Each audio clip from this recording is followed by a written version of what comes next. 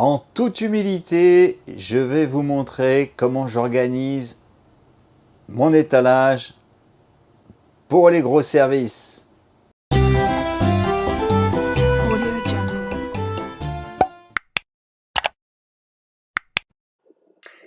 Pour les gros services, ma méthode d'organisation consiste à grouper et compartimenter les tâches.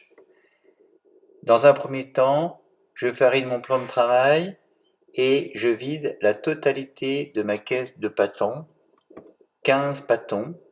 Je les sépare délicatement de manière à préserver la forme.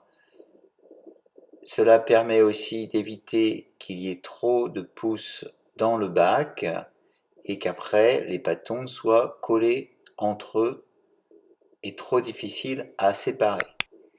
Vous voyez déjà là, ils ont déjà pris un peu de pouce, c'est déjà délicat à séparer.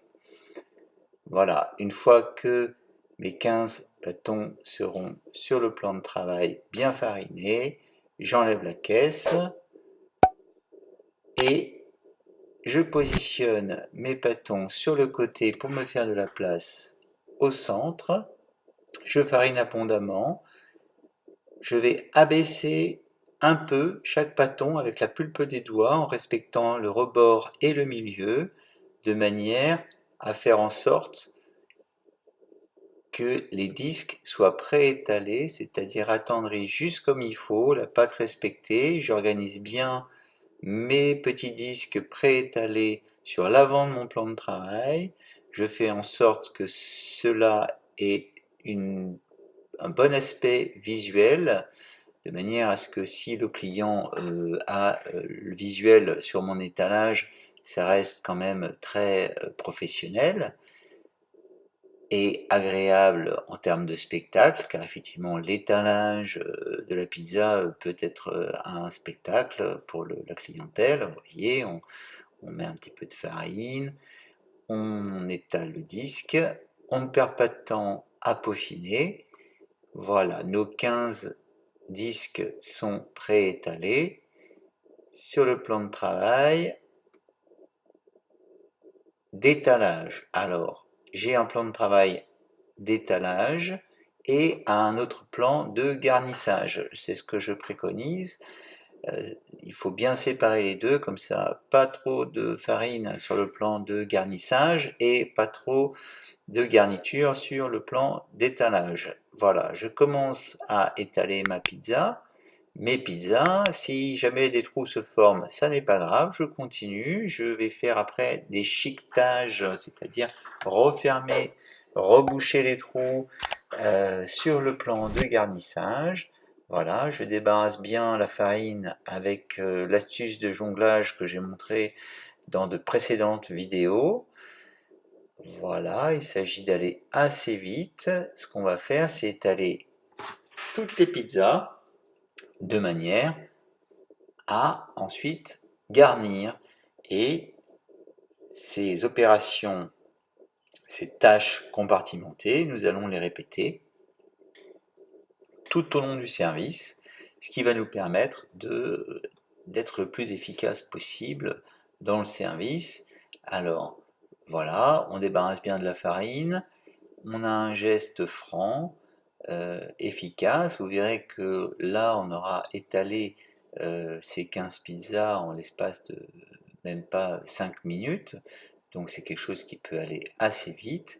Et vous imaginez que à cette rapidité-là, avec ce système, cette méthode où tout est compartimenté, eh bien, non seulement on ira vite, mais pas de stress. Alors là, je viens de trouver une pizza, je la mets de côté directement, hein. Le trou était trop large, elle servira en pâte d'amorçage, en vieille pâte, dans un prochain pétrissage, lorsque on préparera la pâte à pizza. Voilà, on farine abondamment. Le geste est important, on respecte la bordure en effleurant avec le bout des doigts la corniche. On débarrasse de la farine. Ça permet d'aller vite avec un geste répétitif. Toujours pareil, les trous, on les rafistolera par la suite sur le plan de garnissage. C'est normal, ça arrive. L'idée, c'est d'aller vite et de ne pas perdre de temps sur une tâche précise. Voilà, on est sur les dernières pizzas.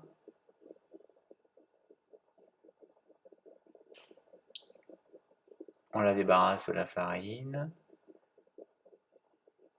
Vous pouvez toujours aussi utiliser de la semoule d'étalage, un mélange de farine et de semoule, ce qui est pas mal parce que ça, si on la débarrasse pas totalement sur la pizza, ça va avoir l'avantage de moins brunir, brûler dans le four. Donc c'est intéressant. Après, si vous débarrassez bien vos disques de farine, la farine fonctionne tout aussi bien. Surtout lorsque vous débutez et que au départ vous faites ça à la maison pour vous entraîner. Alors voilà le dernier disque, l'avant-dernier pardon, je le farine.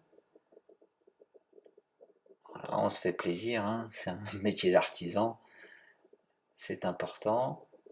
Voilà. En plus, quand on s'organise comme ça, vous réduisez aussi votre stress, hein, puisque vous êtes capable de faire des grosses quantités rapidement, bien organisé, vous savez ce que vous avez à faire.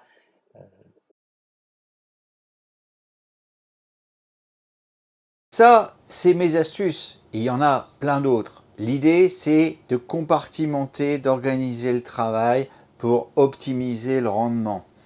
C'est très important pour assurer un certain débit, certes, mais aussi pour être serein et prendre du plaisir pendant le service parce que c'est important. Le métier d'artisan, c'est vraiment un métier plaisir. J'ai toujours autant de plaisir à le faire. Donc, avec un petit peu d'organisation, eh bien, on arrive à satisfaire une demande très forte tout en se faisant plaisir. À bientôt. Au revoir.